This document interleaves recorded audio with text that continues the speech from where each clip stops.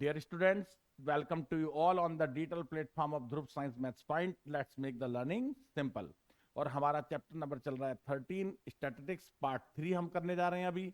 और देखो किस टाइप के ऑब्जेक्टिव क्वेश्चन पार्ट 3 से आपके एग्जामिनेशन में बनते हैं।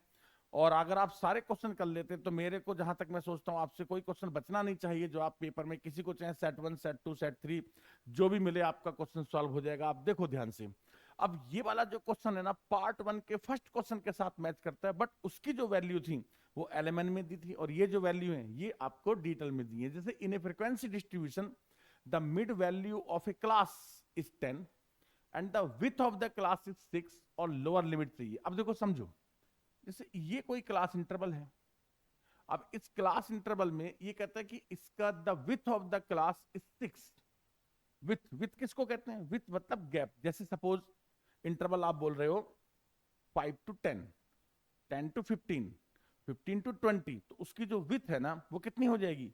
विथ हो जाएगी उसकी 5। मतलब आप समझो, जैसे 5 to 10, 10 to 15, तो इसमें जो इसका विथ है वो 5 है। विथ कितना है? 5 है। इसी टाइप से कहना चाहता है कि इनका जो विथ है वो 6 है, यानी यहां से लेके यहां तक का जो गैप है वो 6 है। तो देखो आपको यहां समझना पड़ेगा कि इधर कौन होता है? Lower limit. अगर मैं लोअर लिमिट x रख लूं तो जो अपर लिमिट होगा ना वो x प्लस 6 होगा। अब ये कहता है मिड वैल्यू, अब मिड वैल्यू यहां पर रहती है।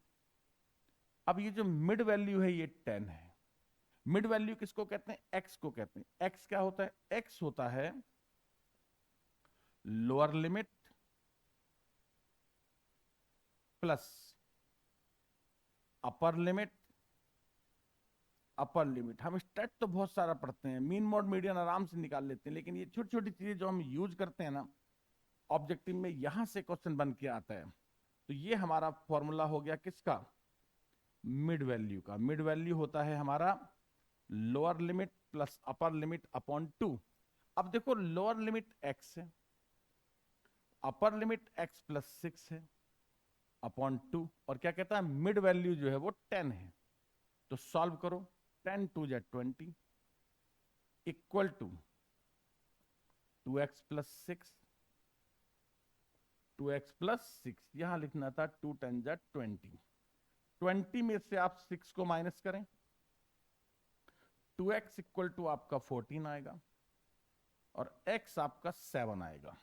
इसका मतलब ये हुआ कि ये जो आपका लोअर लिमिट है वो 7 है और 7 प्लस 6 जो अपर लिमिट है वो 13 है। आप चेक कर लो, 7 प्लस 13 अपॉन टू 10 होता है। क्या पूछा आपसे? लोअर लिमिट, तो लोअर लिमिट होगा आपका कितना? 7। तो ऑप्शन बी आपका करेक्ट हो जाएगा। तो बिल्कुल मतलब स्टार्टिंग से क्वेश्चन है कि जो मिड वैल्यू हम ज्यादातर यूज करते हैं जब हम मीन फाइंड करते हैं तो उसी में से है। Consider the following distribution frequency table, upper limit of the median class. अब देखो बेटा मीडियन क्लास कैसे आता है? मीडियन क्लास इसको बहुत अच्छे से समझना, ये है 0 5 के बाद 6 11, 6 11 के बाद 12 17, 18 23, 18 23, 18 23 के बाद 24 29, राइट?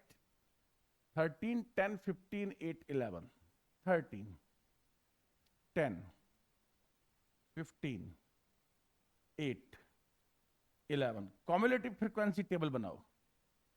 13 जिगजैग पैटर्न होता है, 13 और 10, 23 and 15, 23 and 15 38, 38 plus 8 46 plus 11 57। N कितना आया? 57। मीडियन कहां पर होगा बोलो? 57 अपॉन 2, 2 2 जा 4, 2 8 जा 16, 28.5 टर्म्स। अब 28.5 टर्म्स कहां आएगा? देखो यहां पर आएगा। ये आपका क्या हो गया? सेलेक्टेड क्लास इंटरवल हो गया। क्योंकि 38 के अंदर आएगा 28.5, किसके अंदर इंक्लूड होगा?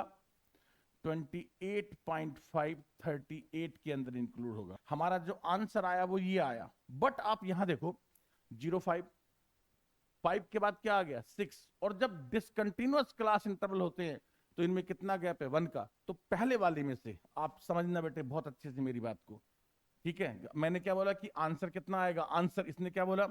Upper limit, upper limit. तो अपर लिमिट अगर आप देखो, अपर लिमिट 17 है, तो आपने तो 17 को टिक कर देना है ना। लेकिन 17 आपने जैसे टिक किया आपका क्वेश्चन गलत हो जाएगा। क्यों गलत हो जाएगा? इंटरवल कॉन्टिन्यूअस नहीं है, और कंटिन्यूअस इंटरवल बनाने के लिए इसमें से आपको 0.5 माइनस करना होगा। तो ये बना आपका 11.5, और इसमें 0.5 प्लस करना होगा 17.5। अब अपर लिमिट 17.5 होगी। ऑप्शन बी करेक्ट है बेटे। गलती से भी आप ऑप्शन ए मत कर देना, इतनी जल्दी मत दिखाना, ठीक है? कैसा क्लास इंटरवल है? डिसकंटिन्यूअस है, डिस्क्रीट क्लास इंटरवल है। तो इसमें जो गैप होता है, जैसे 1 का गैप है, तो 0.5 लोअर लिमिट में से माइनस करते हैं और 0.5 अपर लिमिट में प्लस करना होता है। तो नाउ 17.5 जो है that is the correct answer. Next question पे चलते हैं। Mean of the first 50 odd natural number. देखो मैंने आपको पहले ही बताया था, अगर आपको याद हो, मैंने क्या बोला था? मैंने शॉर्ट में आपको बोला था कि मीन ऑफ फर्स्ट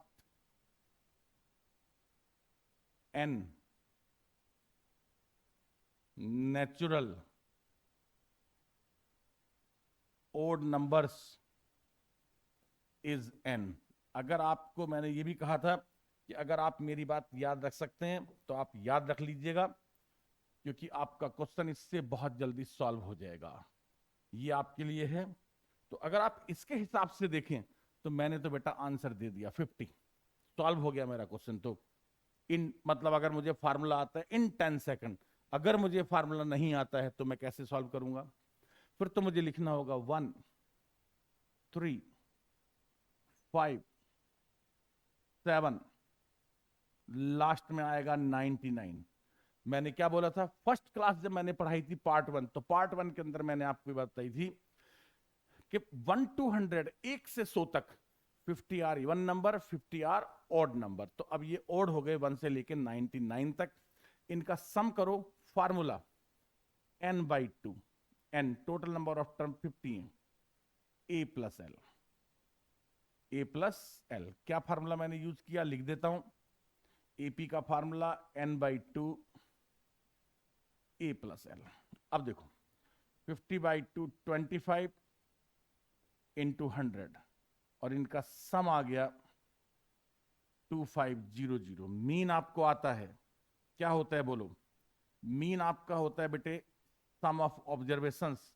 तो सम ऑफ ऑब्जर्वेशंस 2500 अपॉन 50, और 50 से आप इसको डिवाइड करोगे तो क्या आएगा? 50। मैंने तो आपको पहले ही आंसर बताया था कि 50 आएगा। आपको इतना टाइम लगाने की जरूरत नहीं है। लर्न द बॉक्स, इसको आप अपने फार्मूले की लिस्ट के अंदर इंक्लूड करो and got the answer. Next, mean of the first 100 natural number. क्या बात है? फर्स्ट 100 नेचुरल नंबर का सम करो, फार्मूला बोलो n/2 a plus L. Number कितने? 100 नहीं, सॉरी 1000 है। 1000 अपॉन 2, 1 प्लस 1000, 1000 अपॉन 2 500, 1001 मल्टीप्लाई करो 500 500। क्या चाहिए आपको? मीन। क्या होता है मीन बोलो? Mean x bar sum of observations. Observations का सम कितना है? 500500 अपॉन टोटल नंबर्स कितने हैं? 1000, 1 2 1 2, थर्ड जीरो का पॉइंट लगाओ, 500.5 500.5। ऑप्शन बी जो है that is the correct answer. तो फटाफट आपके क्वेश्चन सॉल्व हो रहे हैं। नेक्स्ट क्वेश्चन पे आओ। देखो, these are the combo of 3 number, 3 questions. Find the mean of the first 10 multiple of 7। अगर आपको मेरी बात याद है, मैंने एपी के अंदर बताया था कि 2 चीजें आप याद करके रखना। फर्स्ट 10 मल्टीपल का सम 55 होता है, यानी फर्स्ट 10 नंबर्स का सम 55 होता है।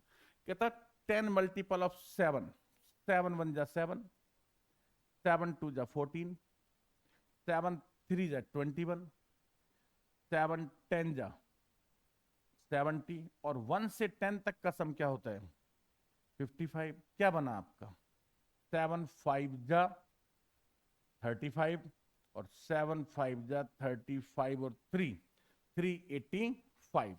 मीन बोलो, mean. Formula x bar equal to sum of observations upon total numbers. Total numbers कितने हैं 10 से डिवाइड करो, 38.5 इज द राइट आंसर। देखो कितनी जल्दी आपका क्वेश्चन सॉल्व हो जाता है। ऑप्शन मैंने लिए नहीं है क्योंकि मैं चाहता था कि फटाफट से आपको दो थोड़े से ज्यादा क्वेश्चन मिल जाएं, तो थोड़े ज्यादा मिल जाएंगे इसमें। ये 5 का आपका फर्स्ट पार्ट हो गया। 5 के सेकंड पार्ट पर चलते हैं। देखो बेटे क्या है सेकंड पार्ट। सेकंड पार्ट है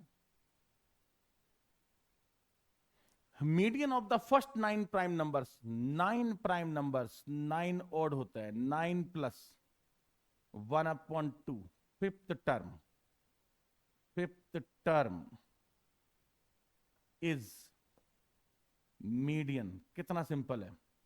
प्राइम नंबर की लिस्ट आपको याद होनी चाहिए। शुरू करो 2 3 5 7 11, और ये फिफ्थ नंबर पे आ गया। यही आंसर है। आगे लिखना है लिखो, नहीं लिखना आपकी मर्जी है। 13 14 15 16 17 आएगा, 18 19 आएगा। कितने हो गए 4 और 3 7। 19 के बाद 23 आएगा, 23 24 25 26 27 29 आएगा। तो हमारा जो आंसर है वो क्या आ गया 11। 11 हमारे क्वेश्चन का आंसर आ जाएगा। राइट। एक बात और याद रखना, ये क्वेश्चन बोर्ड ने एक बार पहले भी पूछा है कि find the mean of the first 9 prime numbers. First 9 prime numbers का सम 100 होता है। सम कितना होता है 100, तो आंसर हो जाएगा 100/9। कहता इफ द मीडियन इज, मैं बहुत देर से यही सोच रहा था कि भाई हमारे पास है ना अभी तक कोई भी क्वेश्चन है ना इंपेरिकल फॉर्मूला का नहीं आया जिसके आने का बेसिक में तो 100% चांस होता है। मीडियन 62.5 है, मोड 52 है।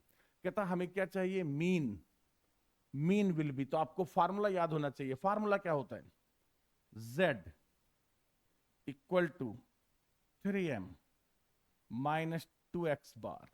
z कौन होता है मोड कितना है 52 है। 3 इंटू मीडियन आपका 62.5 है, माइनस 2x बार। 2x बार को आप लेफ्ट में ले आओ, 2x बार मल्टीप्लाई करो। 3 5 जा 15, 3 2 जा 6 और 1 7, 3 6 जा 18, सॉरी कैरी कहां से ऐड हो गया, 3 6 जा 18, 187.5 आ गया।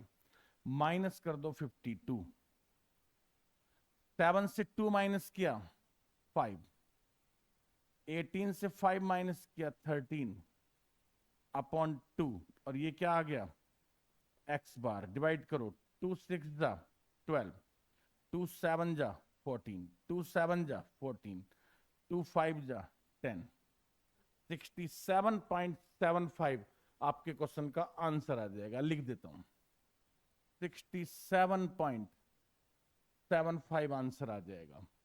इसमें आपका आंसर 11 आ जाएगा। फर्स्ट वाले का आंसर आपका 38.5 आ जाएगा।